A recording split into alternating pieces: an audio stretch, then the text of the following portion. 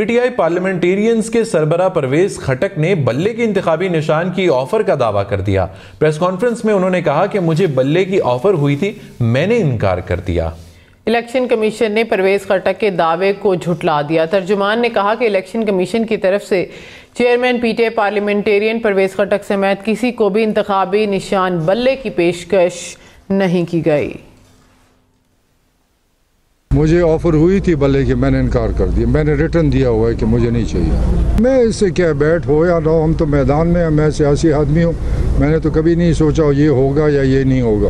ہم نے محنت کرنی ہے، آگے لے کے جانا ہے، اپنا پروگرام دے گا، لوگوں کے لیے مستقبل کا راستہ دکھانا ہے، پاس میں جو کیا ہے وہ بتانا ہے۔ تو ہم ایک پروگرام کے ساتھ چل رہے ہیں، مجھے کوئی فرق نہیں پڑتا کون ہے کون نہیں ہے، کوئی آتا نہیں آتا ہے، یہ فیصلہ اللہ کرے گا۔ اگر میری نیت صاف ہے تو انشاءاللہ سب کو انشاءاللہ ان کو ایسی شکست ملے گی کہ یاد کریں گے۔ یہ یاد رکھنا 8 تاریخ کو۔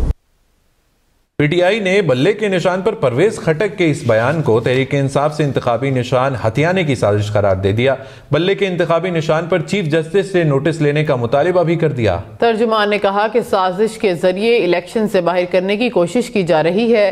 پرویز خٹک کے بیان کی تحقیقات کی جائیں، تحریک انصاف کو بلے کا نشان فراہم کیا جائے۔ پیپلز پارٹی کا سندھ میں پولیس افسران کے تبادلوں پر تحفظات کا اظہار، الیکشن کمیشن کو خط لکھ دیا۔ پیپلز پارٹی کا کہنا ہے سابق ڈی جی ایف آئی اے اور مسلم لیگ نون کے صدر اپنے پرانے روابط اور اثر و رسوخ کو استعمال کرتے ہوئے غیر قانونی پوسٹنگ کروا رہے ہیں۔ چیف الیکشن کمشنر اجازت نامے کا جائزہ لیں اور اسے منسوخ کرنے کا حکم دے۔ پیپلز پارٹی کے سینٹرل الیکشن مانیٹرنگ سیل کے انچارج سینٹر تاج حیدر کی جانب سے چیف الیکشن کمشنر کو لکھے گئے خط میں لکھا کہ 20 دسمبر کو حکومت سندھ کی جانب سے 8 اعلیٰ پولیس اہلکاروں کے تبادلے کیے گئے جو الیکشن ایکٹ کے تحت غیر قانونی ہیں۔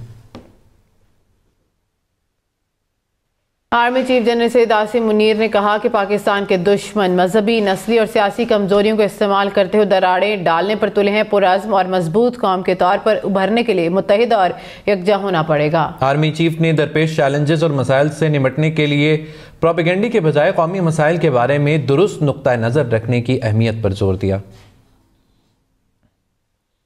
2018 کے بڑے بڑے پہلوان 2024 میں میدان چھوڑ گئے۔ شاہد خاقان عباسی، اسد عمر، فیصل واوڈا نے انتخابات کے لیے کاغذات نامزدگی جمع نہ کرائے۔ مختوم خسرو بختیار، علی زیدی، عمران اسماعیل بھی الیکشن کی دوڑ سے باہر رہے۔ علی نواز ایوان، صداقت عباسی، محسن لغاری، عثمان ڈار بھی انتخابات میں حصہ نہیں لیں گے۔ اسفندیار ولی خان اور مفتاح اسماعیل نے بھی کاغذات نامزدگی جمع نہ کرائے۔ نواز لیگ نے سابق وزیر مملکت خزانہ عائشہ غوث پاشا کو مخصوص نشست پر نامزد نہ کیا۔ سابق صدر آصف علی زرداری کا کہنا ہے کہ تحریک انصاف کو اس بار محنت کرنا پڑے گی، پہلے بغیر محنت کے آئے تھے۔ پیپلز پارٹی کا مستقبل روشن ہے، حکومت بنائیں گے۔ پیپلز پارٹی کا مستقبل بہت برائٹ ہے، انشاءاللہ ہم حکومت بنائیں گے۔ پی ٹی آئی جو صاحب مستقبل حاضر، پی ٹی آئی کا کیا مستقبل ہے یہ بتائیں۔ پی ٹی آئی کو محنت کرنی چاہیے، پہلے بغیر محنت آئے تھے، محنت کریں۔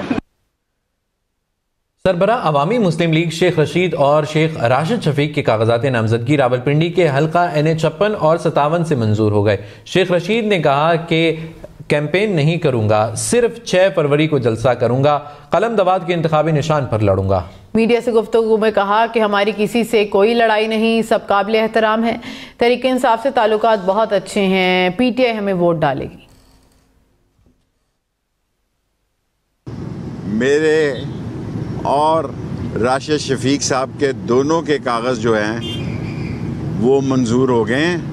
19 یا 20 سے میں الیکشن مہم 1 مہینے کے لیے چلاؤں گا، کوئی جلسہ نہیں کروں گا، صرف 6 تاریخ کو جلسہ کروں گا۔ سب ہمیں عزیز ہیں، سب ہمارے دوست ہیں، سب ہمارے لیے قابل احترام ہیں۔ قلم دواد کے نشان سے 56 اور 57 کا الیکشن لڑ رہا ہوں۔ 1 تاریخ سے انتخابی مہم شروع کروں گا، 6 تاریخ تک 1 مہینہ 5 دن انتخابی مہم کروں گا، کوئی جلسہ نہیں کروں گا، ایک جلسہ کروں گا۔ صدر عارف الوی نے احد خان چیمہ کو نگراں وزیر اعظم کے مشیر برائے اسٹیبلشمنٹ کے عہدے سے ہٹانے کی منظوری دے دی۔ نگراں وزیر اعظم نے الیکشن کمیشن آف پاکستان کی ہدایت پر احد خان چیمہ کو عہدے سے ہٹانے کی سمری صدر کو ارسال کی تھی۔ صدر مملکت نے احد چیمہ کو عہدے سے ہٹانے کی منظوری آئین کے آرٹیکل 48(1) کے تحت نگراں وزیر اعظم کی ایڈوائز پر دی۔